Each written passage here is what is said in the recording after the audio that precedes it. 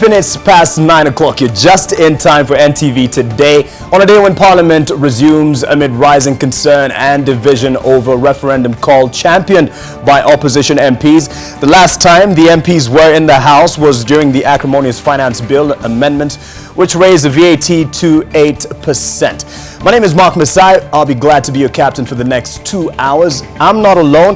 Before we get into that, I'll have guests in studio this morning who will be talking. Yes, the seats are empty behind me right now, but they're already in. And we'll be talking about youth in agribusiness. Yay or nay? I mean, what are the statistics that we have and that show youth unemployment standing at 35%, but then also the lack of participation of youth within this agribusiness sector. And also this morning will be all over, not scattered, but in terms of covering all you need to know. We'll have Lois Wangoi, who is in our Eldoret studio, and she'll be also talking about agribusiness, of course, from Wasingishu. Bernardo Juang is also going to be joining us from Migori. I'll have Usha Jose with the entertainment of the day in studio later on. I think she's doing her makeup right now and getting prepared. But also in the sporting action, we'll be having Sean Carter-Villis just reminding us of the humiliating defeat of Manchester. I hope we need to remember that. And of course, making sense of all the senses, Dan Mwangi with the business brief. Let's start in Eldoret. Lois, what should we expect from you? Indeed, Mark Masai, when it comes to matters agribusiness, then you cannot do away with conversations from here in the North Rift and with the focus here in Eldoret. I will tell you for a fact there has been a lot of concern from the older folk when it comes to matters agribusiness. We did expect that as years go by, then the younger generation will be taking this up and embracing agribusiness, especially as a way to create self-employment. But there has been a lot of concern among the youth, many of them choosing to forego the practice altogether.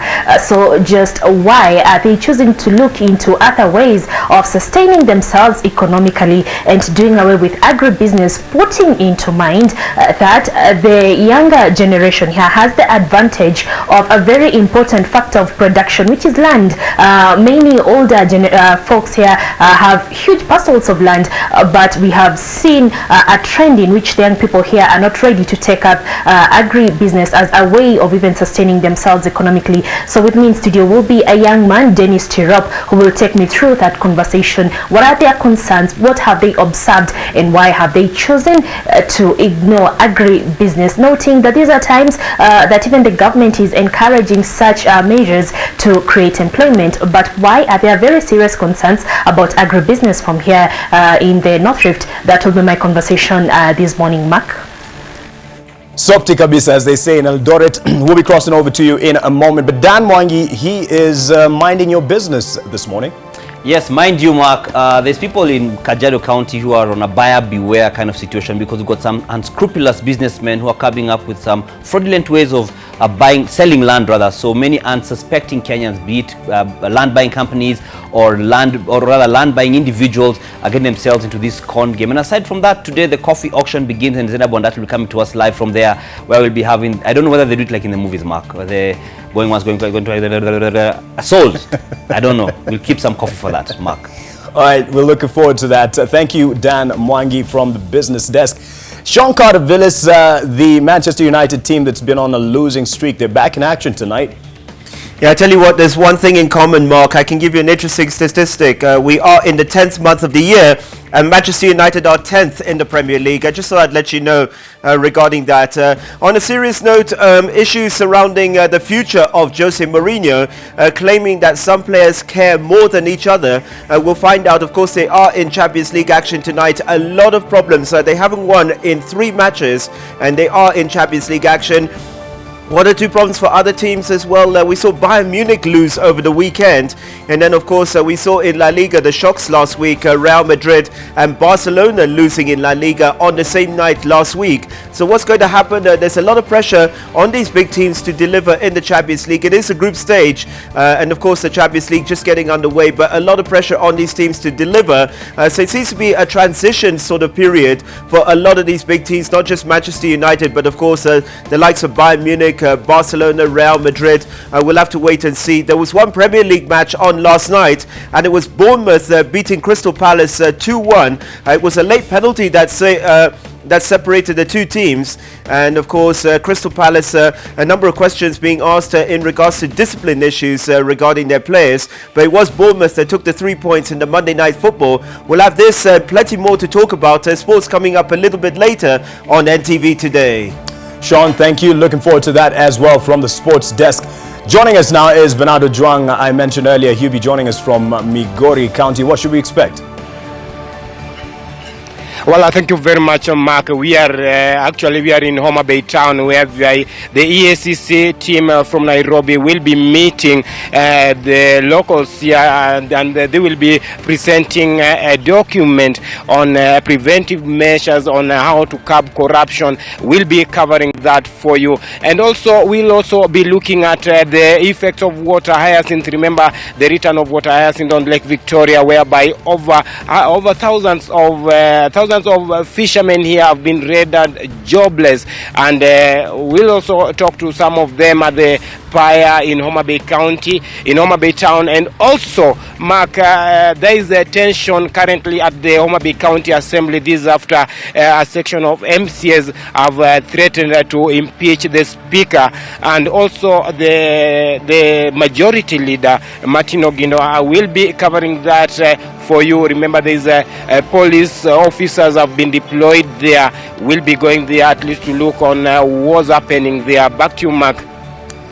Bernardo Juang in Homa Bay. Beg your pardon, I said Migori earlier. Thank you for that. Looking forward to this. And as we stand by with all the locations that we're covering, let's also look at what will be on our radar this morning and throughout the day as we're following some of the developing stories. And yes, from our docket, actually there is a docket meeting ongoing right now. We'll be giving you shots of that as our team meets and decides what stories to give focus today. This morning, the CJ is at an ODPP meeting.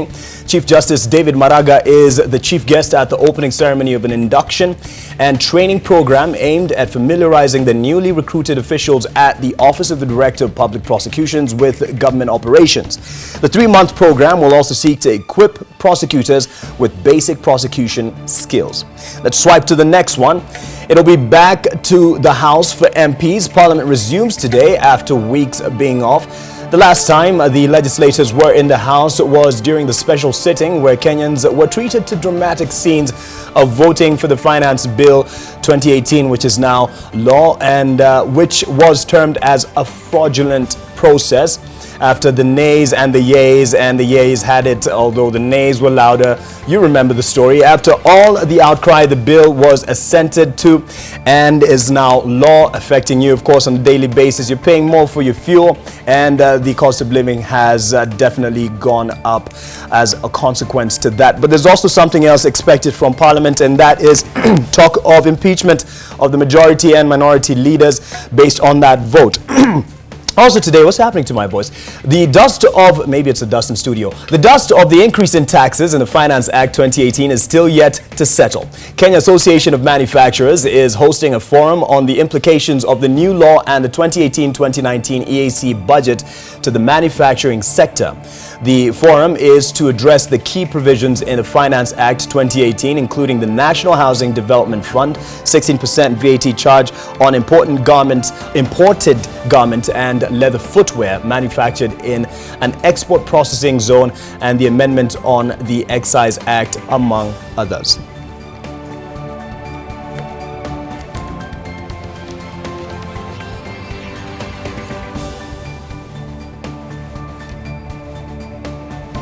You can call me a prophet. I just mentioned the Kenya Association of Manufacturers on VAT, and they're talking. Let's listen in. See going forward, because it's a bit of a cat and mouse game. We solve this problem today, tomorrow there's another one, again there's another one. We need to zoom out and say, what's the big picture? Do we want to be an EAC community, a shared currency, all those, or do we just stay as we are separately?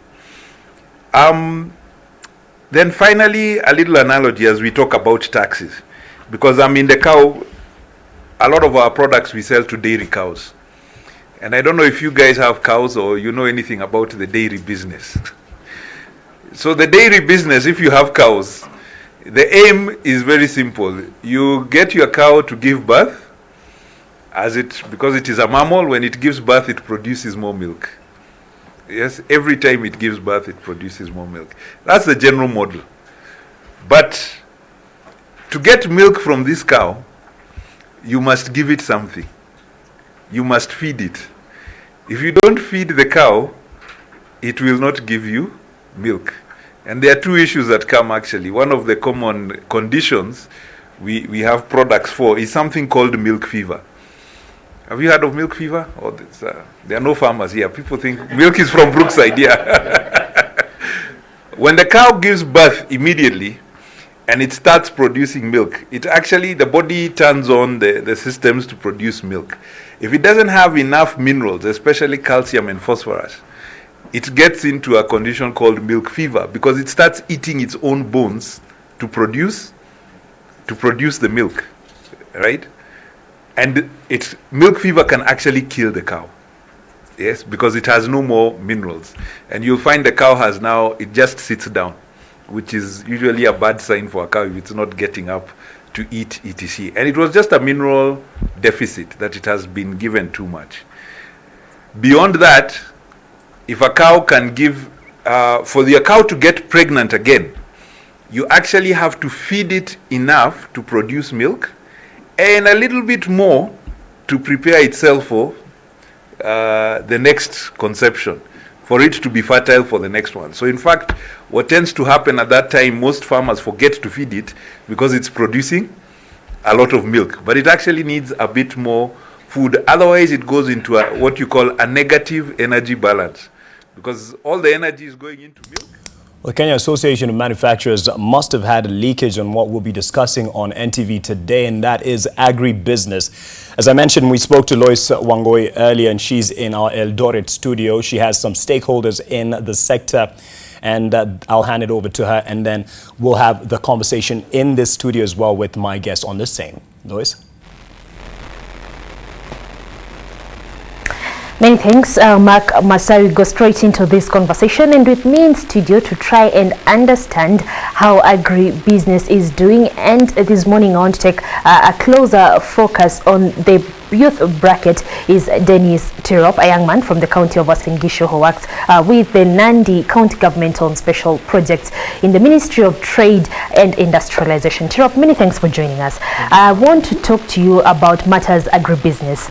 We understand, or it is a common knowledge, that the youth from this particular region, that is the North Rift, enjoy an added advantage from others in other parts of the country, which is land, because many of the older generation here enjoy huge parcels of land, and even we see those who do not enjoy very huge, then they have amounts of an acreage to 5 acres of land.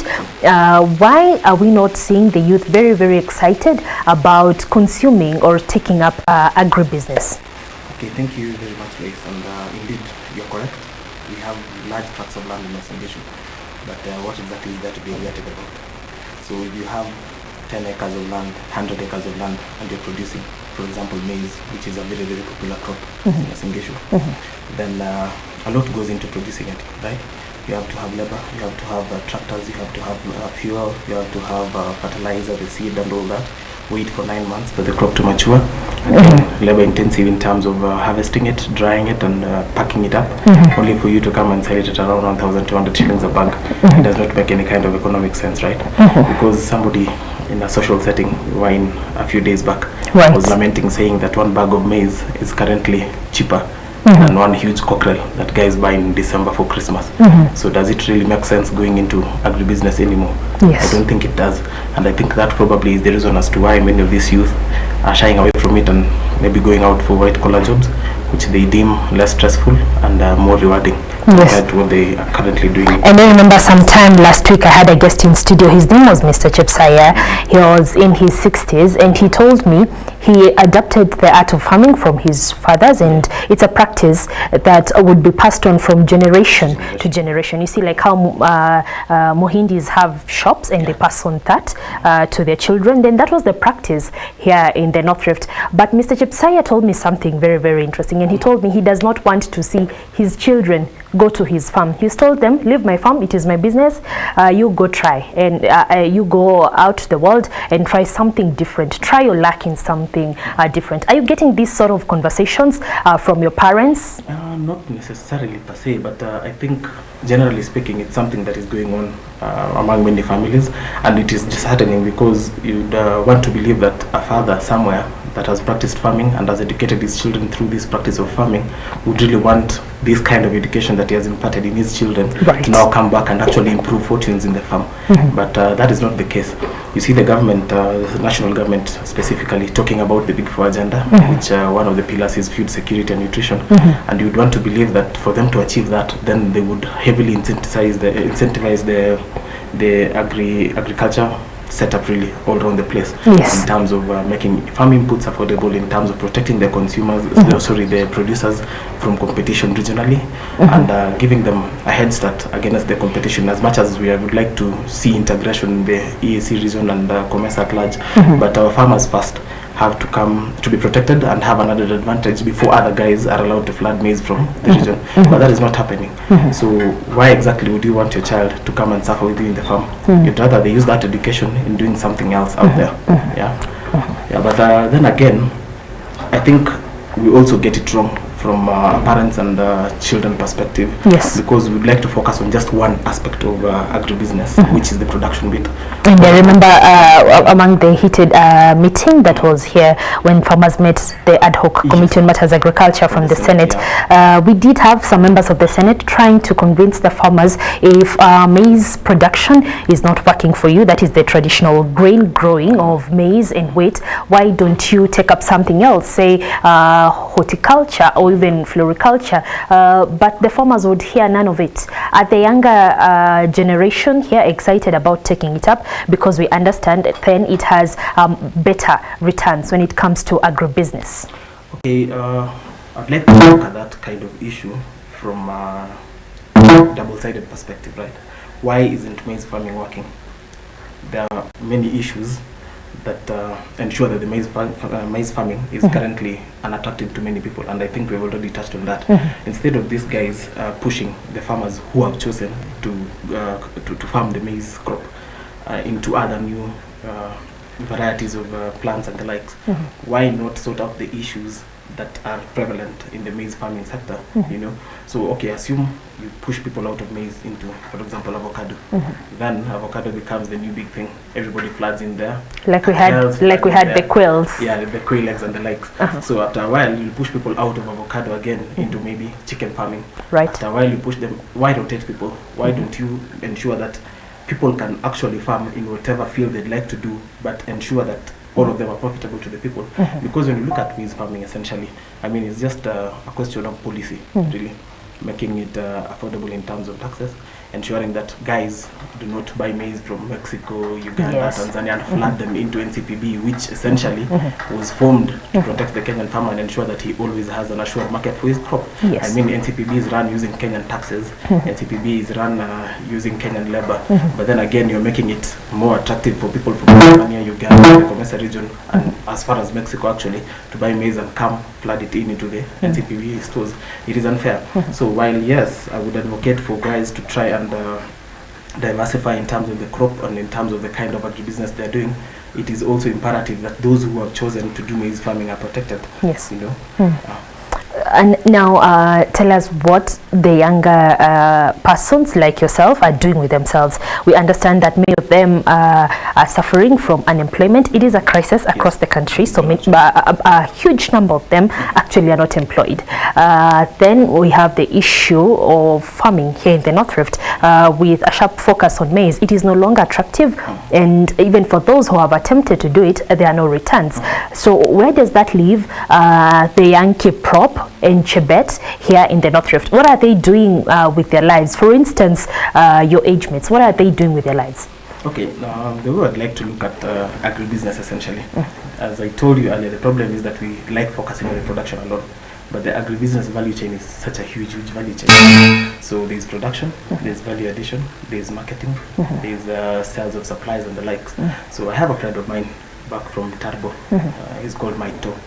So Mike doesn't come from a family that has huge tracts of land, but he has been trying to do maize farming for a while. Yes. So a few days back we were having coffee with him, and he was telling me it's gotten to a point where he's decided that he's no longer going to be a producer. Yes. But decided to venture into agro stores that sell farm inputs and medicines for cows and the likes. And it's working well for him. So as a youth, I think it's essential for us to look at the entire value chain and decide where exactly is most comfortable for you. Yes. For example, if you look at organizations like Agra or Africa Development Bank, they're pumping serious money into research and ICT within agribusiness. Yes. And I mean, we have Facebook, we have Twitter, we have WhatsApp, we have Instagram. I mean, you can actually harness that kind of internet penetration into our societies at large to ensure that you can offer value within wherever you are most comfortable in. And you realize that social media marketing and the likes or ICT marketing for agribusiness doesn't ask for too much in terms of capital. And thank you, Dennis Tirop. So in essence, you're saying you've chosen to concentrate on every other aspect of agribusiness value chain, only that you won't be going to the shambas to actually do the digging yourself. No. You're done with that, eh? We're done with that. Asante sana. On any other area. Many thanks, my guest here, Dennis Tirop, making it very clear that the youth of Uasin Gishu and largely the youth here in the North Rift have decided to focus on other areas of the agribusiness value chain, only that they will not be found in their farms doing the cultivation and digging and all that, because it is not profitable, and they will not do something that definitely will not put money into their pockets. And hey, therein lies a problem, granted that the older folk is slowly fading away from matters farming and matters agribusiness. Mark?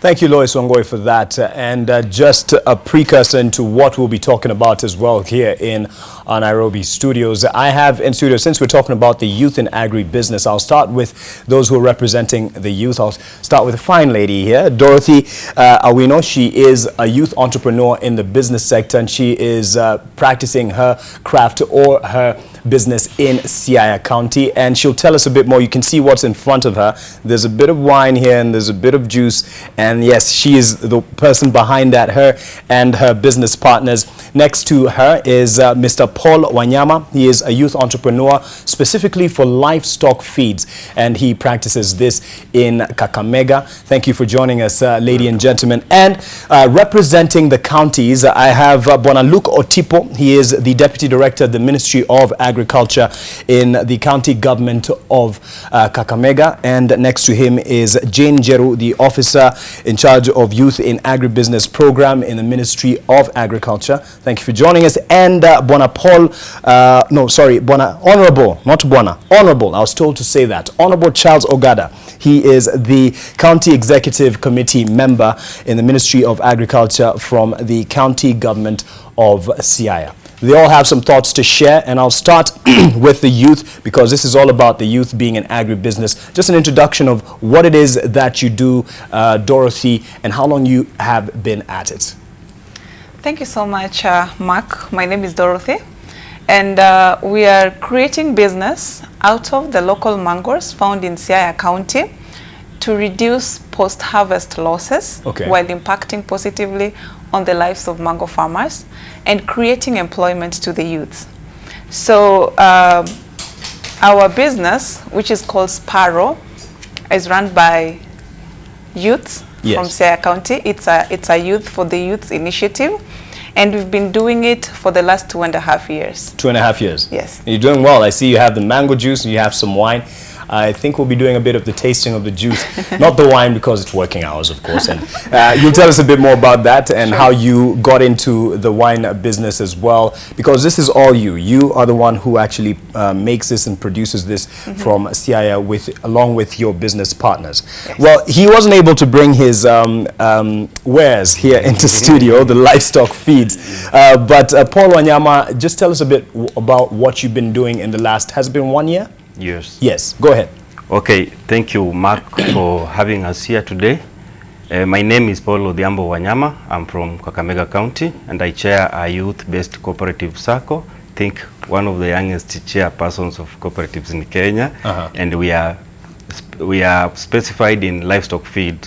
That is dairy, poultry, pig, and very soon we are going into fish feed. Okay. Yeah. About how many people do you represent in your particular business? Yes, in my organization I have 39 youth. Wow. 39 youth who are actually shareholders of the business, who are cooperative members. And we also have 11 youth that we've employed on permanent basis. And around 5 casuals that help us with the loading, transport, and so on. Okay. Yes. Now we have an introduction of those who are representing the youth in our panel and the businesses that they do. They'll tell us a bit about the challenges that they've faced and even support, because it's not always about the negative side of business. Perhaps they've actually had some support from their respective counties and represented here by those in charge of the agriculture sector in their counties. And this is actually a conversation, yes, youth in agribusiness, but it's looking at the agribusiness value chain, but more about a continuation of the conversation we had in the Nation Leadership Forum on Thursday on how the youth can be more part of the progress, driving the progress in the global scene and the potential that they have. And Jane Jeru, you represent the Youth Agribusiness Program. Why is it important that we actually echo this and keep repeating this message? The youth need to be more and more involved in agribusiness. Thank you, Mark, for having me. The reason why we want to keep on echoing the support to the youth is, first and foremost, we will also always have a youthful population. Yes. And as it is, we know that the average age of the Kenyan farmer is 50 to 60 years old. We want to change that. We want to tap the energies of the youth, because we know youth are energetic. Youth have a lot of potential to take up agribusiness opportunities across the value chain. We are opening up opportunities for the youth, and to support that, the ministry has developed the Youth Agribusiness Policy 2018 to 2022. It looks at the challenges facing the youth.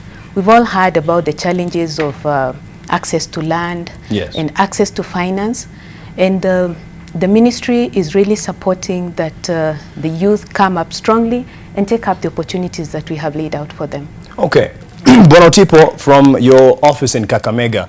First of all, let's rewind a bit to August 2nd and 3rd, where you had the Western Kenya Youth Agribusiness Conference, if I could call it that. And just, kind of give us the highlights of what I believe all of you on the panel were there. What were the highlights from that conference? The Youth in Agribusiness Conference that we had on 2nd and 3rd of August was basically meant to create a platform where the youth will be able to engage with each other, with the policymakers and other partners in addressing issues related to the youth, especially so with regard to agribusiness. The highlights of the conference was that we were trying to explore ways in which we will reorient, refocus, and possibly realign the thinking of the youth from the traditional way where they had always thought that possibly agriculture is for the poor. Yes. It is for the uneducated, and it's possibly one of the occupations that they can't really engage in. Okay. So the highlights were actually that we had to reorient and refocus their thinking. Okay. Now, one of the things that we came up with was to look at the policy. The counties were to come up with the policies that are youth-friendly, especially so in shifting their focus to agriculture and agribusiness. We also looked at ways in which we will invest in education and training for the youth, so that they can be able to participate productively in agriculture. We also looked at ways of equipping or financing the youth so that they can be better able to get capital to invest in agriculture, not just for food production, but also as an economic activity by way of agribusiness. Okay, it sounds a lot like, you know, you're talking about ways of implementing this, improving the sector to make it more attractive for the youth to get engaged. But we need to hear whether there is anything happening right now, besides the conferences and the discussions, such as what we're having right now, but more of, you know, active policies that are being implemented. So from CI Honorable Ogada, what are the statistics that you have in terms of the involvement of youth within your county in the agribusiness? Thank you so much, Mark, for inviting us here and giving me the opportunity. I want to acknowledge that as has been indicated by my colleague from the national government, the population of youth in this country is increasing. Yes. And the same applies to Siaya. In Siaya, we are estimating that around 45% of the population, which is about 1 million people residing in Kenya, in Siaya, 45% is youth. And therefore, it's important that we work towards engaging the youth in agriculture. It's also clear that the number of young people participating in agriculture is declining, and this is a threat to food security. But when you say it's declining, it's almost giving the notion that the number was high, whereas statistics show that actually numbers aren't really that good. It's only right now that people are warming up, the youth are warming up to agribusiness. Yeah, it is just beginning. Okay. Yeah, the participation of young people in agriculture is just beginning, but ever it has been quite low. Okay. And this is why deliberately we are working towards bringing youth on board through the platform. And I want to specifically indicate that in Siaya, the youth participation in agriculture is a key fact, and it was quite central in the governor's manifesto when he was campaigning about youth empowerment. Deliberately, we are creating a platform of young people in Siaya County. Currently, we have a network of about 1,000 young people coming from the 6 sub-counties that we have in Siaya. We have created a platform and a training facility to encourage young people to participate in agriculture. Okay. We have an ATC that we are improving to offer both tailor-made and formal trainings in agriculture. We have the incubation center, where, for example, you can see Dorothy is a product of our incubation center. Currently, our incubation center has about 14 incubatees. Incubation process takes between 3 months to 5 years, depending on the business idea that the youth may have. Okay. We are also keen on youth financing, and what we've done, we've created a partnership with a number of organizations, and we appreciate so much the support from the German Technical Corporation through GIZ that has enabled us to support youth activities in agriculture alongside other partners such as RTI, yes, Equity Bank, and Youth Enterprise. I'm very curious to know whether in your manifesto, as you're coming up with a manifesto, because I don't want you to sound like a politician, although you're here on assignment for your governor, just to know that the youth were involved in you coming up with all these policies and, you know, memos that you would feel would really help them. It wasn't just you coming up with nice ideas, it was them telling you what their priority areas are. So you'll tell us from CIA what their needs are for the agribusiness, because hopefully you've been interacting with them. And Wanotipo, you'll also tell us what the needs are from those in Kakamega and Jane with with a national outlook generally, not just Kakamega and Siaya, because there are other areas that can really benefit from you know, a growing agribusiness sector. Let me ask our youth who are represented here, why did you resolve to get into you know, agribusiness? Was it a last resort? No, thank you so much, Mark. The reason why I ventured into agribusiness, it's because it is not a long term, as in it doesn't take too long for you to get returns, yeah? So is it an easy way out? It's an easy way out. And being that the women do not own land, yeah, because for a woman to own a land, it has to take some time, yeah? Yes. But since we don't own land, and we have got mangoes, which we can easily access. Yes. So that is the reason why we decided, or I decided, to do processing, value addition on the mangoes which are already there in the county. Okay. Yes. You've brought up something interesting. I mean, land is a key resource in the agribusiness, but you've just spoken about women not owning land. It's more of a cultural thing in terms of who inherits land. But right now, I mean, people have the freedom to perhaps buy or lease land if they're able to, given the resource that is at hand.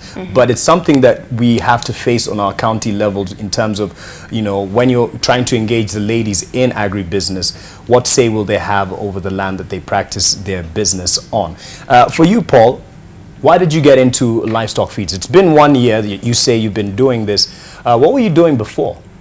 Okay, before I worked for a local non-governmental organization. Okay. And then I moved into, I was able to mobilize a few youth for us to start our venture.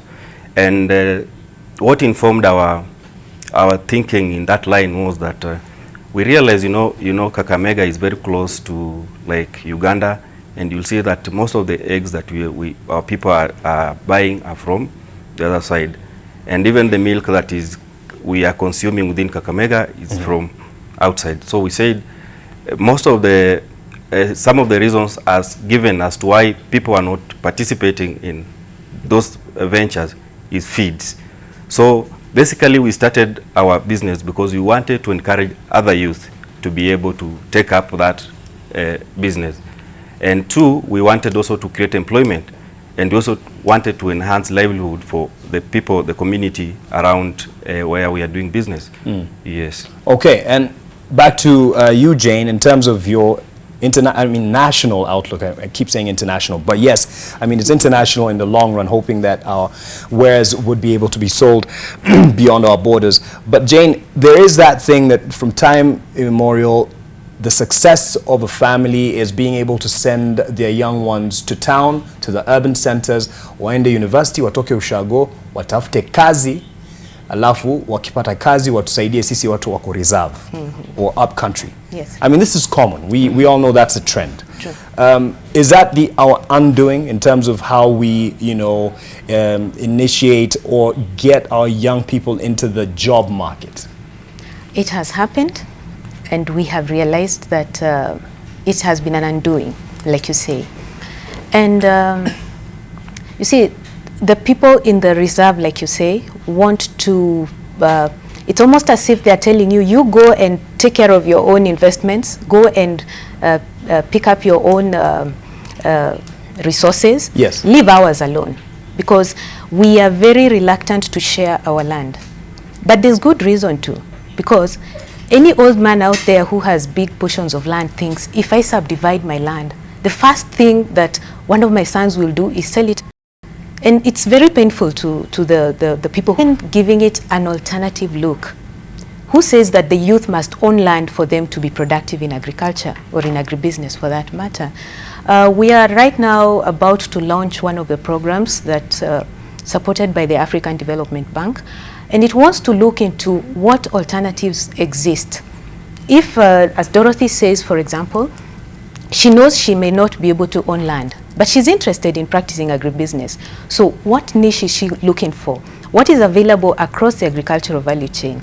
And you see, they were able to need a facility where they can do the processing. We've now heard of aquaponics, hydroponics. Livestock farmers are now producing their own feeds without necessarily using soil as a medium. So we have to open our minds to what is available, the opportunities that exist out there that we can look at. Okay. Yeah. Tipo, from your perspective, that rural-urban migration, is it something that you would want to reverse? I mean, now devolved governments bring opportunity closer to those at the county level, so they don't necessarily have to go to Nairobi, Mombasa, Kisumu, those urban centers that people look forward to going to learn and study. How can we reverse this? Yeah, Mark, I think this is something that can be reversed, and the only way of reversing it meaningfully is to make agriculture an alternative, so that we create opportunities for the young men and the women in our rural areas to venture into agriculture as a gainful employment, and that will be able to pull them from the urban areas back to the rural areas. Because we discover, Mark, that most of the young men and women that stay in urban centers are actually what we want to call idle labor. They have a lot of energy, they have a lot of drive, which can meaningfully be invested in agricultural practices and activities at home, instead of having them move to urban areas where many times they're actually idle. Okay. Yeah.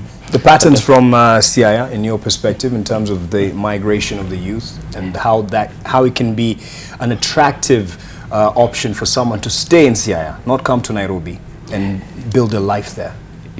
Thank you, Mark. Agriculture has had various challenges. One of the challenges has been that agriculture produce don't get sustainable market. Okay. That makes it not very palatable for the young people. We also have a problem as a county government. We have to take some bold steps to ensure that our young people have a voice in agriculture development activities. Okay. One way of ensuring that the youth have a voice is creating a platform where they can come together and discuss their own issues and engage with the policymakers. In Siaya, for example, indicated earlier on that we have come up with a youth network, and this youth network is getting support from different institutions. And this is one way of kind of amplifying youth participation in agriculture. Okay. We have education. We must be very clear that education in agriculture must be tailor-made. Agriculture has several components, from production to value addition. Many a times young people think that agriculture is about tilling the land, which is getting your hands dirty. Yes, which many of them view as a backwardness venture, not very conducive for the activity, labor intensive. We are saying no. We have technologies and you can participate at different levels of the value chain. In Siaya, for example, through our agriculture incubation center, we've identified 3 value chains: mango, fish, and poultry. We are trying to coach young people that they can do business through these value chains in different aspects: production, marketing, and so forth. We also need to think about policy. As the national government has thought it wise to have agribusiness policy, at the county government we are working towards domesticating this policy. So we have a legal framework of engaging young people and ensuring that resources accompany the policy. Policy is a legal document that commits the government to the needs of the youth. Okay, let me engage, real quick before I engage Dorothy and I wanted just to add to further to what Wazira said. There's also what we in Kakamega are doing to make agriculture attractive, especially to the youth, based on what we discovered that are their needs. Okay.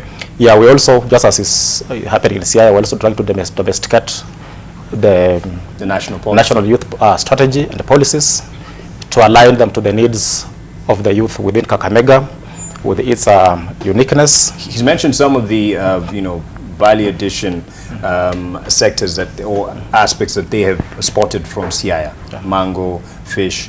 What have you seen in Kakamega that can be a very good opportunity for the youth? Yeah, in Kakamega, a very good opportunity is especially the dairy industry. Okay. Yeah, because we are really trying to invest a lot in dairy, where we have what we call smart farms. Okay. We want to establish smart farms in every sub-county. We have 12 sub-counties, and therefore we want to have a smart farm in every sub-county. That means we have around 12 12 smart farms, together with one at Bukura ATC. So that makes 13. Okay. And we have even a program where we give animals, like 60 animals, around 600 animals per year we give to farmers within the county. And we look at this as quite a wider market, where most of our youth can actually invest in and make money. And Dorothy, just to get your perspective as a youth representative in the agribusiness, do you think the lack of patience or the expectation of quick returns is one of the undoings of youth who are trying to venture into agribusiness? Thank you so much, Mark. I think lack of patience is one of the challenges that is affecting agribusiness. Yeah. For instance, we started this in 2016 with a group of 5 youths. The Sparrow Business. The Sparrow Business. Yes. And right now, we are left 2 ladies running this because other people were not so patient with this one, with the processing. Yes. Yeah, they wanted quick money, but there's nothing which comes easy. You have to really be patient, work hard about it, and the most undoing youths are doing is that they want, if they have money, they want machines without developing the idea. Okay. So we sat down and developed this idea so that we could know what can work best and what cannot work. So when you develop that idea, then later you can invest on the machines. Did you develop it independently or did you get support? Okay. You've spoken of the incubation. Yes, we did not develop it independently. Okay. We had support from Agricultural Sector Development Support Program, that is ASDSP. We also develop it through ATDC, Agricultural Technology and Development Center, where we have machineries to make these products. Okay. Yeah, which is also run by the county government. And then again, we are incubated at the county government facility, which is the Agricultural Training Center, where we've got capacity building, and the rent there and the electricity, they've been subsidized for us. Okay. So it means they've given us an opportunity to exploit what we have. And the patience that we've been having since the year 2016 to And date. I see him giving you more opportunity. You've really spoken well about him and his sector. I'll get some perspective there, but from Bwana Paul in Kakamega. But how long did it take you to break even? Let's just talk about break even before even profits. Okay, it took us about 1 year. 1 year? Yes. My goodness. So for 1 year, mlichomeka kibiashara? Yeah, but then it was not that big, yeah? Okay. Yeah, because we were still trying it out. We didn't have facilities. So you see, when you try to make up something, you don't have storage, they go bad, and you run at a loss. Yes. So after 1 year, we managed to at least get some of this equipment, and we broke the I'll even. hold you on that. I just want Paul's opinion on this, on how long it took for you to at least start getting some gains from your investment. Okay, thank you, Mark. I think first of all, I'll try to talk a little bit about the issue of rural to urban migration and how it's actually affecting productivity. You know, if you look at the trend worldwide, the population is actually growing. Yes. And the record says it that the average age of the farmer is 51 plus. So you can imagine, and the average size of the land is actually diminishing due to subdivisions. And now you see, if youths who are creative, innovative, vibrant, energetic are moving to town and leaving agriculture for those old people, then how do you expect even to feed a nation moving forward? So I think it is good that we create platforms where we can be able to pass this information to the youth and create an environment whereby we can encourage these youth to participate in agribusiness and help them get market for the product that they are dealing with, so that we can be able to reverse the trend. Because if we leave that trend to continue the way it is, it's actually going to be very disastrous for us as a nation. Okay. Yeah. And how long did it take your business to, start getting gains or at least stabilize? Yes, for us, like we started our business last year around the same month, which is October, and I think right now is when we can be able to say that we are at the break-even point, where now our expenses can be able to be met within the business itself. Okay. But you see, if you're doing business, you've got to be patient. Yes. You've got to be patient. As long as you have a strategy, a growth strategy for your business, then if you give it time, you will definitely break even and start getting profit. For example, like when we started our business, we had very little money, around 30,000. But because we were able to have, like my colleague Dorothy has said, we had a very good idea.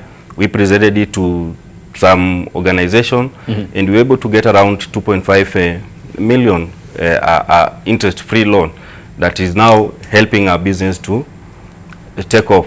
So it's actually very important that those people who want to do business are patient enough and give their business time to give them resource. All right. Charles, I'll give you an opportunity after we take the break to give us the response that you had there. But also, Jane, I'll want to hear about the incentives that are out there and available for the youth, because people ask, Ipesa, Paul anasema, mtu anapata wapi?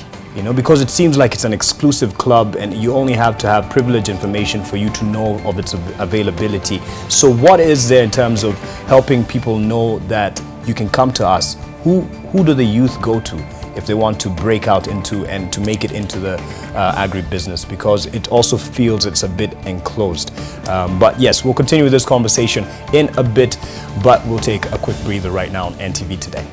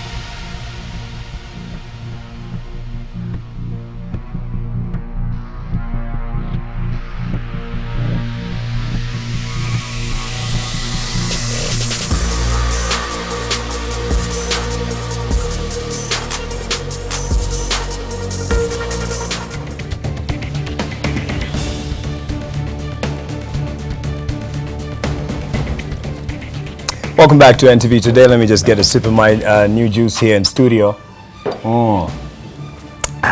Sparrow mango juice, straight from Siaya, straight out of Siaya. Thanks to Dorothy Awino and her business partners. She's in the panel here.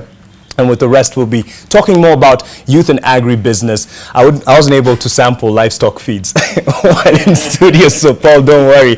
But yes, that's the business he's into as well. But let's just want us to visit, join in with Bernardo Juang. He's in Homa Bay, as he introduced himself earlier. And so this is a kind of a sector problem in terms of the challenges that people face. Now, in Homa Bay, the hyacinth weed is definitely a menace. And in their perspective, it doesn't just affect, you've heard of course, the fishing problems that it has brought, but it also has some transportation complications. But I'll let you, Bernard, paint a better picture on how bad a problem it has become in Homa Bay. Well, thank you very much, Mark. As I told you there before, that we'll be covering this story for you. As you can see behind me, this is Lake Victoria, and somebody seeing it now might think that it is a sugarcane plantation in Wendo or a tea plantation in Kericho. But this is Lake Victoria. It has paralyzed fishing operations here, transport operations here, and many fishermen have now been rendered jobless. And we'll be talking to some of the fishermen here just to tell us how has it affected the operations. Joining me is one of the fishermen here. Join me here, mzee. Kuluja, pengine hebu tueleze how is the situation here? Ya hapa. Kwanza ningeshukuru Mwenyezi Mungu kwa kupatia nafasi hii kuzungumza na NTV station, kwa sababu hii ni mara yangu ya pili.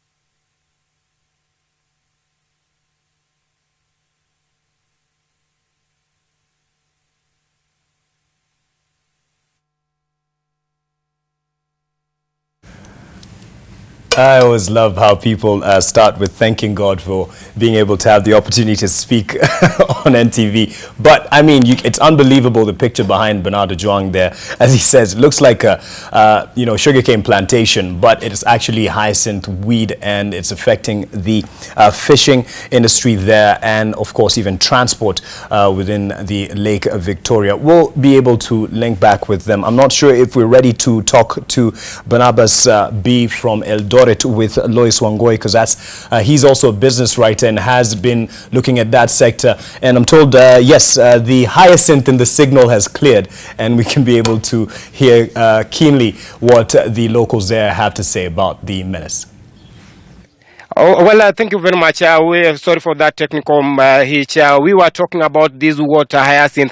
As you can see behind me, you might think that this is a tea plantation in Kericho or a sugarcane plantation in Wendo, Migori County. But this is Lake Victoria. This is where fishermen in Homa Bay County have been getting or have been making their daily ends meet. But with this, everything has been paralyzed. Fishing operations have been paralyzed. Transport operations have been paralyzed with the fishermen rendered jobless. And we were talking to one of the fishermen here just to tell us how it has affected them. Join me here, mzee. You'll start with your name and pengine utaanza kwa majina, utueleze imewathiri namna gani nyinyi kama wavuvi. Kwa majina, mimi ni John Jomo Kidao, na mimi ni mvuvi wa hapa Homa Bay. Tena ni naibu mwenyekiti wa Homa Bay Beach Photographers, na ni mwenyekiti wa Homa Bay Paya Jua Kali. Kwa hivyo maono ya hapa nayajua vizuri sana. Pengine hebu tueleze imeathiri namna gani? Imetuathiri kwa njia nyingi sana. Ukiona ya kwamba samaki zile zilikuwa zinakuja hapa, haswa kama ukiona zile sasa ile island, samaki zilikuwa zinatoka huko zinaletwa hapa. Hapa sasa iwezi kuwa transport, njia ya transport hakuna. Ambapo pia samaki ambapo zilikuwa zinapatikana kuiza hazipatikani. Ukiona ya kwamba maji yenyewe ni machafu, mali pale maji inakunywa hapa Homa Bay inatoka. Na sasa kama ikiwa chafu namna hii, inaonyesha ya kwamba hata ile maji tunayokunywa hapa inanuka zaidi. Hata saa hiyo ukienda kwa mfereji utaona maji yamesafishwa, lakini harufu ya unufu ya ile maji bado ipo. Kwa hiyo sasa hebu tueleze samaki mnapata wapi? Samaki ni vigumu sana, lazima ikuwe na transported kutoka kule Mbita kupitia juu kwa barabara ikuje huko, ama ipite sehemu za Kindu ndio izunguka ikuja hapa. Sasa ikifika hapa bei iko juu. Sisi watu hapa tuweza samaki na hata wale waranguzi walikuwa wanakuja hapa kuchukua samaki. Sasa njia ya kupitishia hakuna. Wakija hapa kweli vile umesema, hata siku hizi hapa Lake Victoria, hapa Homa Bay Paya wameiname ya kwamba Kericho Tea Farm.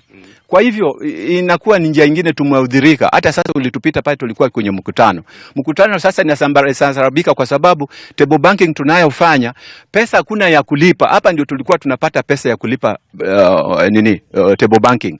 Tuna mkopo kutoka kwenye SACCOS kama Komoko SACCOS na zinginezo. Unaona solution ni nini? Solution lile liloko ni moja. Serikali kama inaweza ifanye njia nyingine ambayo inaweza toa pesa, alafu tutoe hii gugu maji moja kwa moja na itenge mahali ambapo inaweza kuwekwa.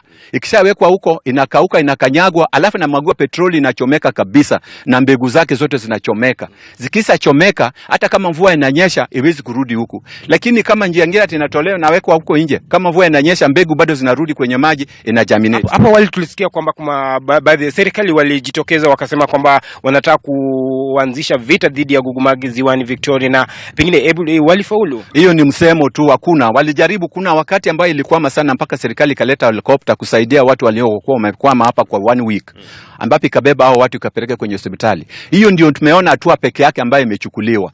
Lakini ya kuchukuliwa kusema ya kwamba serikali imesha kuja hapa na hatua nyingine nasema hakuna. Hiyo ni maneno ya kusema ya porojo ya kila siku tumezoea. Kwa hivyo hakuna mambo na zile usafiri za kwa maji, hakuna sasa. Usafiri ya maji, si hata wewe unaona wakati ile ya kwanza ulikuwa umekuja ulikuwa unaona boti ziko pale. Saizi hakuna boti hata moja. Ukiona soko pale, si unaona imeko dry, hakuna hata mtu yoyote ambaye anauza samaki. Hakuna. Kwa hivyo uvuvi wa Lake Victoria inauliwa na hii. Na hata sasa watu wanapata samaki kutoka China inapita huko. Mbona China inaleta samaki hapa na Kenya hapa kuna samaki na iwezi kufanyiwa na ya China ndio inaletwa? Sawa. Now, Mark, thank you very much. You've heard from the Homa Bay County residents. They are saying that they are now facing challenges here since this where they were relying on us to put something on the table. But by now, they are now requesting the government to come up with a long-lasting solution of curbing these water hyacinths in the Lake Victoria so as to make them or allow them continue with their daily operations here in the lake. Back to you, Mark. Thank you, Bernardo Juang, and also from the representative there of the photographers, of the fish farmers, of the Juakali sector. He's multi-sectoral, that gentleman. But a good picture there of what is affecting the farmers there, the fish farmers there, those who are in the fish trade, basically, and also the transportation in that part.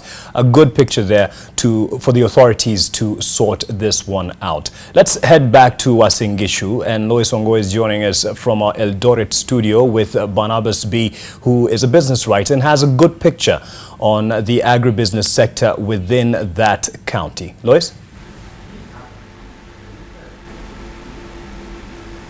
Indeed, Mark Masai with me in studio, as you rightfully introduced. He's my colleague from the Daily Nation, a business writer with over 15 years experience, Barnabas B, who is going to help us understand this. B, you've been in the field for quite a long time, and so we look forward to having quite a number of thoughts from you. You're also an investor in matters agribusiness. So when we were listening to Mark Masai earlier with his panel, he did talk to the young lady there, just trying to ask them about the issue of patience, noting that because this is quote-unquote micro generation. We apologize for that echoey sound from our Eldoret studio, and unfortunately we won't be able to have that discussion now. And Adita, you ask, NTV Today, your correspondent in Homa Bay barely speaks every morning due to network problems. Is this strategic? No. It's not strategic. As you could see and you witnessed, we went back to him and he was able to give us a picture there of the hyacinth menace in Lake Victoria from Homa Bay. So no, it's not. Technical hitches happen. And speaking of hitches, there are some problems that come up within the business sector. And Paul, you were talking about how long it took. You've just broken even in terms of the business that you have invested in livestock feeds. Yeah. But what's the partnership then that you have in terms of those who, because there's also that caution for many youth who don't want to be, let's say, attached to someone financially, whereas their business is not free. So in terms of those who funded you, what's the arrangement that you have? Yeah, we got, as I said before, that we got 2.5 million from one of the, actually it's an American organization. No? Yeah, and the arrangement is we are given, it is one, interest free, and two, we have a grace period of 1 year. To pay back? To pay back. So it's been 1 year. Have you paid back? No, we will start repaying the loan by April next year. Okay. Yeah. Okay. So within that time, I think, according to our projection, then the business will be able to take care of the loans that we'll be paying. All right. Yeah. And for you, Dorothy, is there any arrangement where you have to, pay back? I mean, it teaches you discipline. You can't just expect money or opportunity on a silver platter. But what's the arrangement for your business, Sparrow? Okay, thank you so much, Mark. Our business we haven't gotten any loan from anywhere. Okay. Yeah. What Sparrow has done, it has always managed, after the 1 year, it has always managed to plow back the profit. Okay. That is what has been driving it. And right now, since free things are not so good, yeah, we are trying to think out on ways of how we can get out of ATC, because we've had enough. They've hosted us there, so we need to start being responsible and pay our own bills in terms of putting up a structure, maybe somewhere, getting a land, and then so that it could also teach us financial discipline and give us that driving force to move further. Okay. And achieve our vision. Okay. Which is to be the leading processing plant in Siaya County by the year 2020. Well then, with the type of juice you're making, you're well on your way to doing that. Charles, I can see you beckoning me to give you an opportunity to speak. But first of all, before that, let me give Jane an opportunity to give a national outlook, because it's not just Siaya or Kakamega or even Bungoma that was part of this conference that you had on August 2nd and 3rd. But there is resource and opportunity for all the youth in the country. How do they access that? Definitely the youths want to know where is the money, yes, and how do we get it. And we have seen some initiatives from the government in for example, the Youth Enterprise Development Fund, but it has had its challenges. For instance, there were issues around the amount of money available to the youth. Then they had to access it as groups, and that also had its own challenges. I must emphasize that the role of the government is to provide an enabling environment. Make sure that whatever policies the government puts in place will cater for everybody across the board. And what we're looking into right now is encouraging financial institutions to have the courage to lend to the youth. Okay. Because they clearly are very much afraid of the youth. They fear that if they lend money to the youth, then they'll just probably take off with it, or they'll not do whatever they planned that they would do. And they'll get into other businesses. Yeah. But what is there to bind someone to stick to the vision? I'm getting to that. Yes. And one of the ways is the new approach where youths are incubated in agribusiness centers. They need to learn the art of doing business. They need to know that business is not just about getting money and playing about with it and you get instant results. No. They have to learn how to do business. They need to learn how to develop convincing proposals. Then in some instances, there will be funds that can offer a risk guarantee. Okay. Just in case the youths who borrow are not able to pay back the money, and for very good reasons, then the guarantee fund, the financial institutions can land on they can fall back on the risk guarantee. But before that, and I like what Paul says, that they've already accessed an interest-free loan. There's plans to make sure that the youth who qualify, that has to be key. Okay. They need to qualify. Yes. They need to have learned how to it's develop. It's not just youth by your age. No, no, no. You can idea. No, you have to go beyond the idea, and you have to demonstrate that this idea can really work. Develop a bankable proposal, a convincing one that shows that if we start this business, we can be able to plow back our inputs. And of course, it has to be legal, because someone might come and say, "Manzen kona idea ya kuuza weed."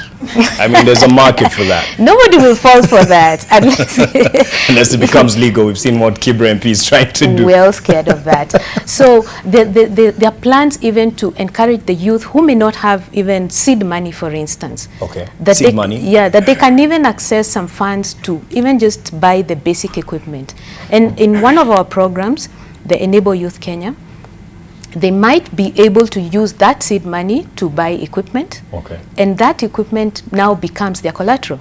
Then they can now try and take maybe an interest-free loan, which they will pay back. If they manage to pay that back, then they can get a soft loan, maybe at something like 5%, before they are bold enough to go and take a commercial loan. And on this, we are partnering with the Agriculture Finance Corporation, because it's also nationwide, and it's within the Ministry of Agriculture. Okay. So we are able to develop a product that the banks can adopt. Yes, and the gentleman will tell me more, but just a quick response from you. Yes. Is there an arrangement as well where now the financier, whoever it is, an NGO or the government, in what they're giving in terms of investing, they would expect some returns from your business or shares? Not necessarily. Because that's a fear that many do have. No, they need just to be able to pay back the loan, because if they pay back the loan, then it forms a basis for lending to other youths who come and loan. Right. And it's not just the government financing. It's a product that is going to be rolled out to even the other banks, the commercial banks, the Barclays, the Equity. And I like what Mheshimiwa said here, that they're already partnering with Equity. And even on another larger scale, there are programs which are lending to women, which are lending to farmers generally. We have one of our programs, the KSEP, Kenya Cereals Enhancement Program. It works with the bank, and they're able to lend to farmers, and we can see the returns. And not just farmers, even agro dealers. Like we said, we are now targeting, and we're looking at agriculture across the value chain. So any opportunity to pick across the node. So whether it's a dealership, an agrochemical store, or it's service provider that you're providing some services, you can access loans based on your business concept. But there's a lot of brokerage in terms of what is attractive to youth. I know I can get grain here or cereals here, and I know I can access the market here, buy it at a low price from the farmer, sell it at a profitable margin to the market. And so many of the youth who are getting into business think that more of as an attractive opportunity there, and just to hold on to this conversation, we'll be able to cross over to some of the other developing stories, and I'm told that the DPP Haji is currently inducting some more prosecutors within his sector, and that's a function that we had announced earlier on as something that we'll be keeping our eye on, and I'm told it's ongoing, and we'll listen in right now. You know, as I had promised when I was being grilled by Parliament, and the process of being confirmed and nominated was to ensure that we build capacity within the ODPP, so that we can have professional prosecutors who can prosecute effectively, and give them the skills that they're required. As my deputy had said before, people would always be recruited and then thrown into the depth, and they would work through trial and error. We want to reduce that. We want to have a more professional service that can effectively discharge its mandate. What are some of the skill sets that you want to bring on board in regards to emerging crime in today's... Well, as also the DCI had said, the issue of working together and directing the police, that will be very important, how they would do that, how you make a decision to charge, so that we don't have miscarriage of justice, how they can effectively present their case in trial. So there's quite a number that we want to train them in, even how to present a case, so that we're able to bring out the case more effectively before the judges and the magistrates.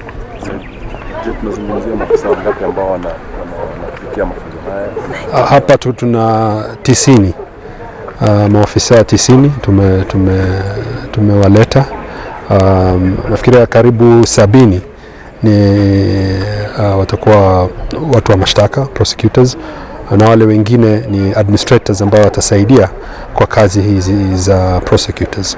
Zoezi litakuwa ni la kila mwaka ama ni safari pekee yake? La, itakuwa kila ambapo tutakuwa tukiandika watu watakuwa lazima wafanye, lakini pia tuna mipangilio ya wafundisha pia wale walioko na wale ambao labda walichukuliwa hivi karibuni na hawana zile vipawa. No. Shukran. Last month, I think you had raised concerns about your security, given the high-profile cases that your office has been pursuing. Is it an issue now to you, or? Okay, I don't want to comment, but it's an issue. I think if you go to the ODPP, you've seen the kind of security that we have also provided, but it's because of the nature of cases. We are not only handling corruption, but there's also issues of CT, counterterrorism, organized crime, and the threat has always been there. But yeah, we are trying to be more vigilant in terms of ensuring that. Has there been any cases of threats maybe being launched on some of your staffers? Let me not be specific on that. Yeah, for their own security. Yeah. Thank you. So. Thank you for coming. We'll get more context in that story. Vincent Odwori is following that up as you've seen him question the DPP on the recruitment of these 90 officers, and he says 70 will be prosecutors and 20 will be administrators, thereabouts. So let's get back to this conversation in studio and wind it up because we're talking about youth in agribusiness, and before we took that short interruption there, Jane was talking about the resources that are available to the youth in terms of getting into the business and the incentives that are there. And Bonapol, really quick before I bring in Charles and Otipo from their respective counties, what arrangement is there in terms of you've said you're not paying back, you're paying back without interest, beg your pardon, but then does the financier have any say in how you do your business? Do they control? I think what the financier wanted to know was to just have a business plan. Okay. Because Germany Development Corporation implemented by GIZ, they helped us do a business plan. Okay. So with that business plan, we were able now to attract the financier. But now when you put it into like Kenyan context, Madam has talked about the AFC, Agricultural Finance Corporation. Earlier on in our discussion, we said that youth owning land is quite of a challenge. Yes. But accessing is not that big challenge. So when you go in for a loan, actually we are processing one. But if you go in for a loan, they will tell you they want a title deed. That is the biggest challenge that is there. They want a security. They want a collateral. So these are people who want to enter into business. These are people who want to venture into agribusiness. They have a now, loan for it. Where do they get the collateral? Where do they get the title deed? And you see now the parents will not be willing to give you a title deed because they think you're going to sell. Yes. So I think the government needs to, or the financing institution needs to develop friendly products that will attract youth. Okay. Because at the moment, as long as we continue to say, okay, there's money for the youth, but then we put some stoppers that make these youth not be able to access. But she said it already, some of these financial institutions are a bit wary about loaning to the youth. They're not too sure about will they, get their money back. Yeah, but for how long are we going to worry? But respond to that really quick because it is a concern. I mean, I don't have a title deed, and what do I use as collateral? I'm just starting out. Well, like I said, the government provides the way, and we are working with the county governments. And what I would encourage is that they unpack it. We've already heard from Siaya and Kakamega that they've started to unpack the agribusiness strategy. Okay. It offers possible solutions that they can look into and see where they can fit in. And it's not just for the county governments, it's open even to the financing institutions. We are glad that GIZ, the German Development Corporation, has really supported even the mechanism of how the national government works with the county governments. Initially, we had a challenge in rolling out the agribusiness strategy to the counties. We needed them to own it. And what happened is they created JAS, the Joint Agriculture Secretariat, that is bringing that coordination more parallel, and we are able to work together. Okay. And we also have support from other institutions, just to make sure that things are running smoothly. Everybody on the ground understands what the national government looks to and the kind of support they want given to the youth. We know the youth do not have collateral. We know the youth do not have land, but we are looking at ways in which we can encourage those with the finances can be able to come and finance the youth. All right. Yes. Bwana Charles, you don't have enough facilities to offer free or subsidized rental, housing for the businesses such as Dorothy. So what in the long run will you do to encourage the youth and support them? Okay, thank you, Mark. Before I comment on that, I think we've been discussing on issues of money. Yes, resources. Yes, I want to share that as a county government and a national government, we are very keen on the participation of young people in agriculture. But I want to put a caution that it is not about money. What comes first is passion, commitment to pursue your idea for a while. If you don't have passion, if you don't have commitment, even if you are given money today, you will not make it. Right. So what we are saying as governments, we want to give opportunity to young people with passion, with commitment, with love for agriculture. That is what comes first. Once we've identified such kind of youth, then the next issue that we are looking into is how do we work together to build your business idea? Okay. Building business idea, this is what requires now the support of the national government and the county government. How do we support?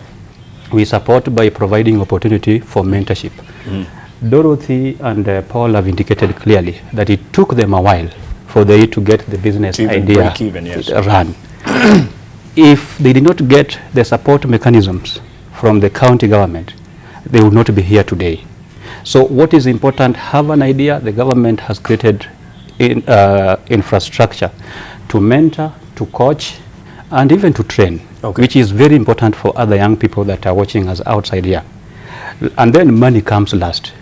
Once you're breaking down, because they don't know how to manage that money. So this is why I wanted to indicate that money is not the problem.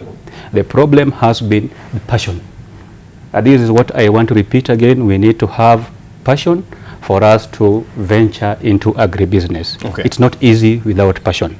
And when talking about infrastructure created by the county government, I think our role is to create a conducive environment, just as has been indicated by my colleague Jane. Okay. And the conducive environment starts from policy, domesticating the policy, and creating the support system. Okay. I want to give an example like in Sia County. Real quick, because I need to wrap up. Yes. In Sia County, for example, the county government has employed county agribusiness officers from the sub-county level. Okay. So these are offices that are very friendly to young people. A young person with passion can get into our office, or officers can identify such kind of people, and they're linked to our support system. All right. And they're able to be guided through the business. Bwana Tipo, Charles brings up a very good point there in terms of the passion. Do the youth expect too much in terms of being given, as much as we're trying to encourage them? Yeah, at times they do. They expect too much. Yeah? Many times they'll want to ask, give us, empower us, give us opportunities. And at times you give these opportunities, but of course they don't just come like that. The opportunity must also come with the conditions, which must be met before they can be unlocked. So it is not also good for them just to expect to be given without putting in some kind of effort. Like Waziri talks about passion, of course, which must come in first before you convince somebody that you are prepared for the challenge. All right. Now, I want to just point out, like in really Kakamega, quick. I'm under pressure now for time. It's okay. Yeah, like how we were talking about financing. Yes. Yeah, in Kakamega, we realized that there's this kind of a challenge in terms of security. Initially, we partnered at one time with the KCB to offer what was referred to as Mkoba Mashinani. Now, these were small loans given to small entrepreneurs without necessarily asking for collateral. But of course, we had our own challenges. But of course, currently, the governor has set up what we are calling Kakamega Microfinance Corporation, which will then be able to finance investors or small investors within the county without so many of these preconditions like what happens in the normal banks. Yeah, so I would want to ask the youth to take advantage of that when the microfinance is set up and it's running.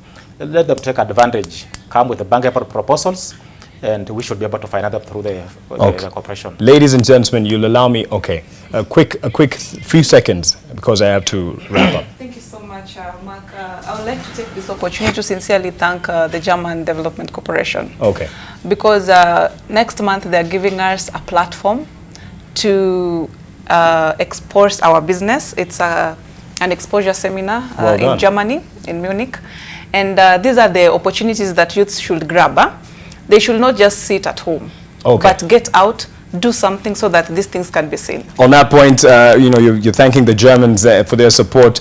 Dankeschön. Thank you for your thoughts. Thank you, Paul. Thank you, Dorothy. Thank you, Tipo. Thank you, Jane. And thank you, Charles. Representing the various institutions that you're from, your businesses, your counties, and of course, your Agriculture Ministry and the youth that you represent there, the program for the youth that you represent there. This is a conversation that needs to continue. In fact, this week, Watu Wako Show, I believe you are also going there to represent your different institutions. So enjoy the show as you go there.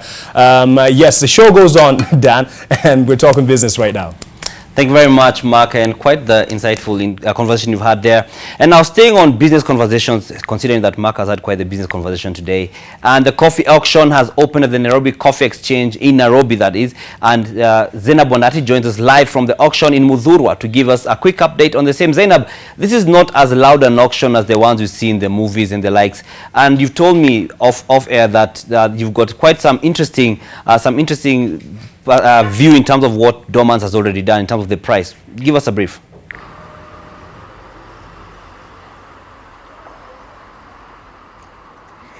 Well, good morning, Dan Mwangi. Yes, it's a very exciting day. It is a Tuesday, and as happens with many other Tuesdays, the Nairobi Coffee Exchange is open for business. We are at the Nairobi Coffee Exchange where the trading is already underway. As you can see from the screen behind me, there's a sale already underway.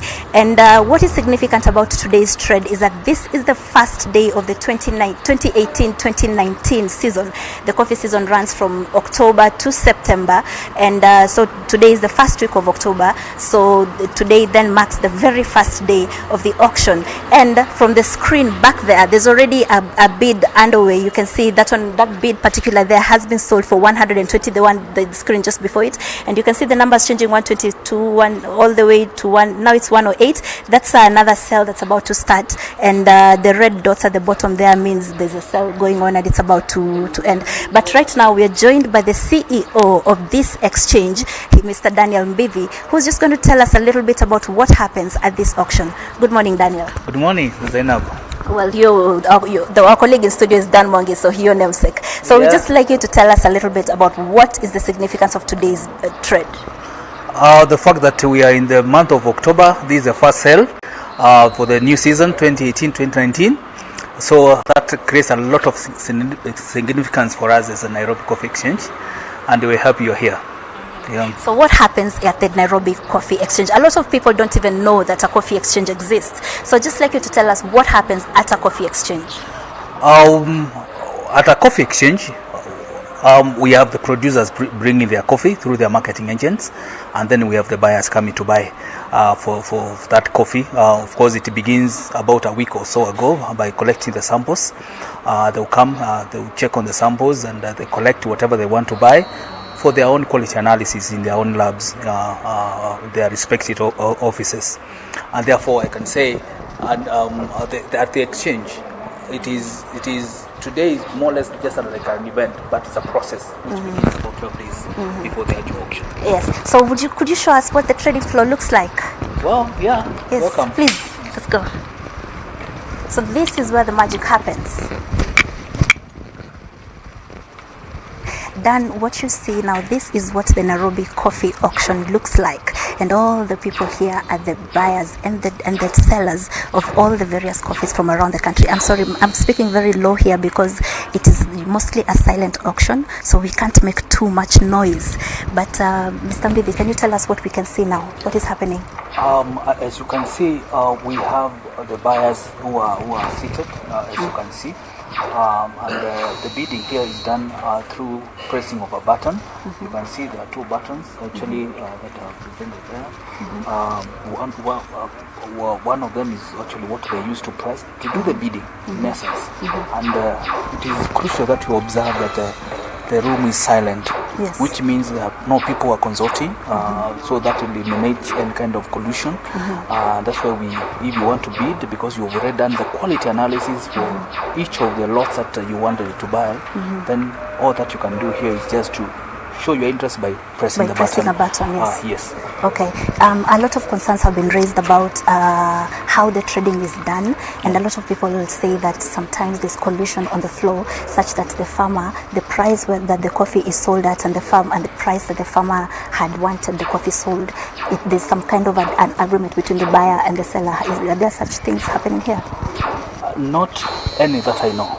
Not any that I know, because as you can observe and see, each person is interested on his own paper work. Of course, the analysis that he has already done, and all that they are doing is consulting. The analysis is written in their catalogs, and then show their interest by pressing the button. So you've never had to deal with any case of collusion?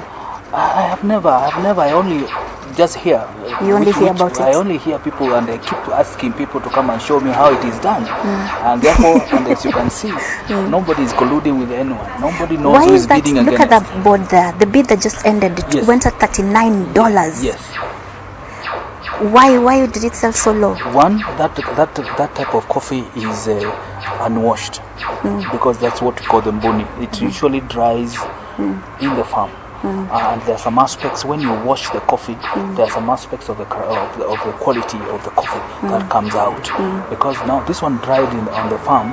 Usually the quality is low. It's usually a very low price, and you can see it was confirmed. Meaning the reserve price and the bid price were almost the same. Yes. Okay, so earlier we were here earlier. Then the auction opened at 9:30, and when we were here earlier, we saw there were some coffees that sold for as high as $379 for a 60 kg bag, and that is quite impressive for the start of a season.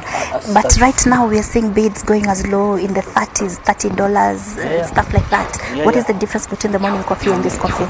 In essence, what we are trying to communicate, and maybe make a correction first, that bid was per 50 kg, not per 60. It's per 50 kg, because the bids are in 50 kgs, but the packaging is 60 kg. Yes. In essence, what we are trying to say is coffee is the price of coffee is determined by the quality of the coffee. Okay, the quality. The quality of the coffee. And the essence of the sample, as you have seen, the essence of the sample is for the people to get exposed to the coffee before the actual auction takes place. Something is happening. Yeah, we are through with that catalog. Okay. Yeah, we are through with that catalog. Oh, the catalog is over. Great. The next catalog. Yes. Okay, great. Thank you very much for speaking to us, Dan. Now, Dan Mwangi, we were just speaking to your namesake. Now, as you can see, that is what happens at the Nairobi coffee auction. And one of the concerns that are raised a lot is that Kenyans are not a coffee drinking nation. Even when you visit a coffee farmer, they will offer you tea instead of coffee. And in fact, our consumption is only estimated at about 1%. But when you get to see what happens at the coffee auction, in fact, the air smells a lot of coffee. There's some people brewing coffee around here, so the smell is quite rich and very good coffee. So that's just an example of what happens at a coffee auction. So this auction happens every Tuesday, most Tuesdays actually, and they bring coffees from how long the coffee would last will depend on how much coffee has been presented for sale. Dan. Thank you very much, Zainab and Dan. I'm not sure that his name has double N like mine, so I'm not sure that he's entirely my namesake. For a moment there, I felt like speaking to Zainab in whispers, because she was talking in whispers the whole time. Nonetheless, let's go to the next story. story. Now, Sukumana, a self-help group in Kajiado County, is the latest victim of unscrupulous business persons operating in real estate in the area. They have allegedly lost money to unknown people after having bought a 100-acre parcel of land from them. They are not the first to fall prey, as other residents in Kajiado County have reportedly lost money from the con group. The self-help group's representatives say that they even conducted a search on the ownership of the land as part of their due diligence, informing their decision to make the investment. However, they have since learned that the land is now occupied by a man who is using young men to deny them access. They are now seeking the intervention of the local authorities to enable them to recover their money.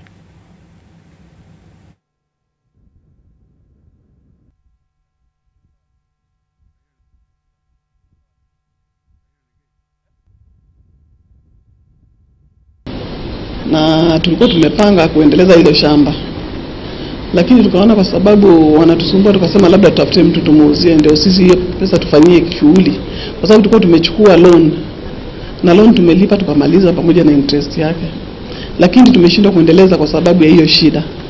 Kila mara kama unavyosikia chama nikisema, tukienda kwenye shamba tuwezi ingia.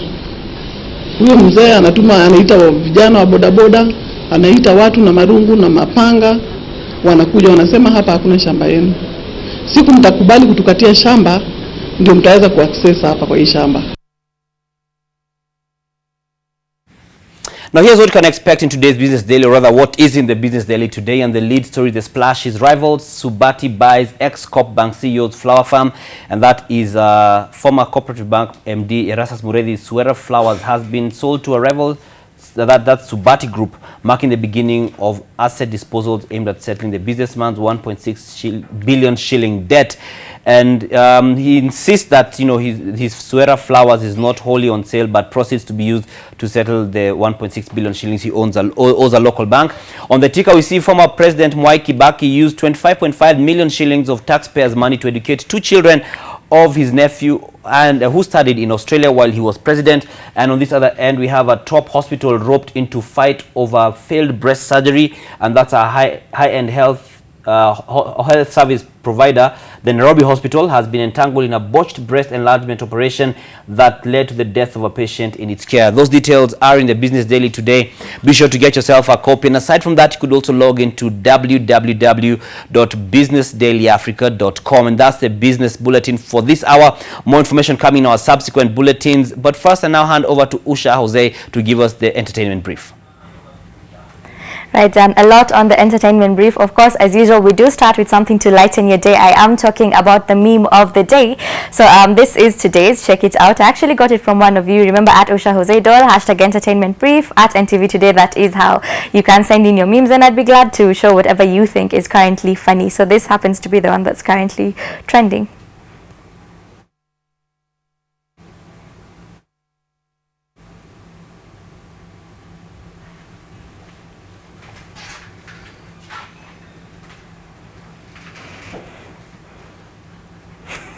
I know, talk about consoling yourself. You just have a bad handwriting. No, you're not going to be anybody's doctor. Now, I know it's not Monday, but sue me, I am going to declare Terry Crews my all-time man crush. Well, the one among many, but one of my favorite anyway. Now, Terry Crews just landed a new role. He will be the new reality TV host of America's Got Talent, the Champions Edition. Now, the America's Got Talent offshoot is slated to launch in January and will feature contestants from past seasons as well as fan favorites from other global Got Talent franchises as they compete against each other. Crews will be joined by the usual AGT judging panel consisting of Mel B, Heidi Klum, Howie Mandel, and executive producer Simon Cowell. Now, of course, it's going to be amazing. I mean, Terry Crews is hilarious, so I'm sure it's going to be one of a kind.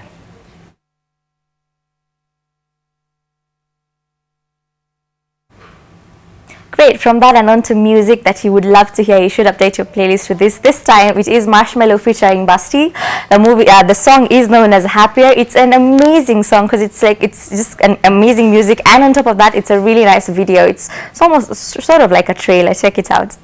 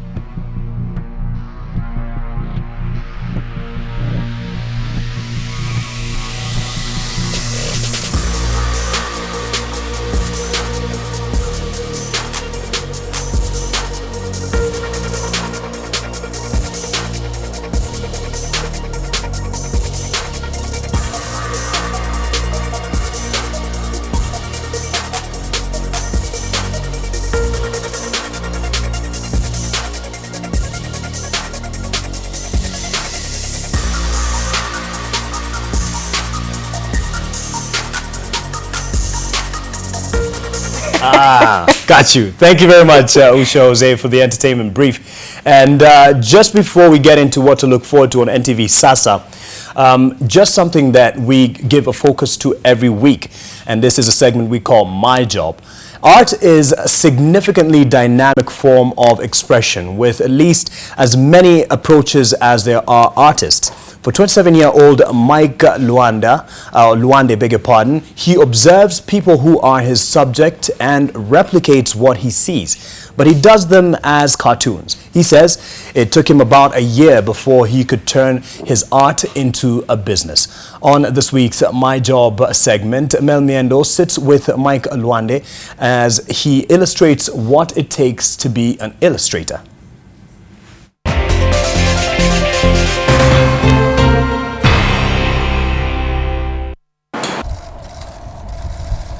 When life offers you opportunity, you turn it into the canvas on which you draw out your destiny, it has been said. But sometimes the opportunity one gets may not always fit the picture they have of their future. Mike Luande studied graphic design in university, but he had his eyes on something else. The kind of art we were being taught at school was something different to illustration as we know it outside here. Me, I was majoring with graphic design. Then I was also good in painting and ceramics, and I was also doing some sculpture back in college. But I still had an interest in illustrations. His innate skill of drawing and some of what he had learned and honed saw him grow into an illustrator. If I'm illustrating a single image or a single picture and I get bored with it, what I can do later on to stop the monotony of concentrating on one drawing, I usually change from one drawing to the other. Mike says an illustrator's job is drawing pictures that people can read. This in itself takes some unique skills. Do some research on different topics, several things, just try to you look at people also. I study people a lot. I learn a lot through observation, also reading books. He has had to practice for hours and still he says it took him a year before he could get to a professional level. You can't rely on your talent alone because what it means to be with the talent, just like 2% of you as an artist. But now you see, you need to beef up your package as an artist. Illustration as an art comes in different forms. Drawing portraits is common in Kenya, but caricature is also a present art. This is where one draws their subject and exaggerates what stands out. I used to look at what Gado does, also when he used to do cartoons for Daily Nation. And those to me, they are individual cartoons, but you see, the way he used to do them, to me it's actually a perfect definition of a caricature. With more and more employment of caricature, illustrators now have their scope expanded beyond the traditional options they have had. We are not doing it on newspaper, but we go to functions like weddings, carnivals to draw people looking like cartoons. For each illustrated image, the charge is per hour. And as the years go by, Mike continues to perfect his skill. Illustration is now the 27-year-old's full-time career, which he says pays his bill. We are not into it because of the money.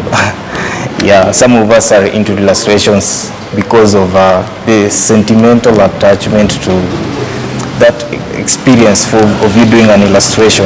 It's a live caricature drawing by Mike Luande, being done the manual way using his drawing book, but the same can be put on a graphic tablet because in any case, art is transforming and going the digital way.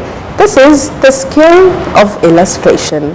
Mel Miendo, NTV in Westlands, Nairobi.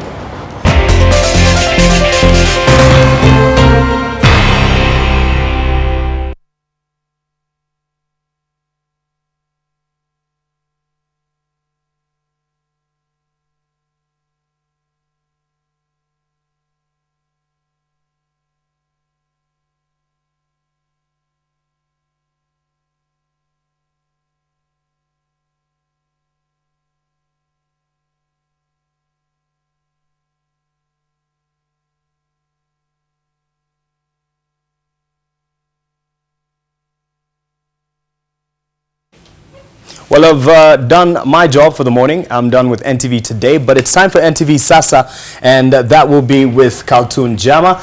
She looks like a work of art herself. We've just come from looking at art and fine art, that is, and umetuandalia nini leo?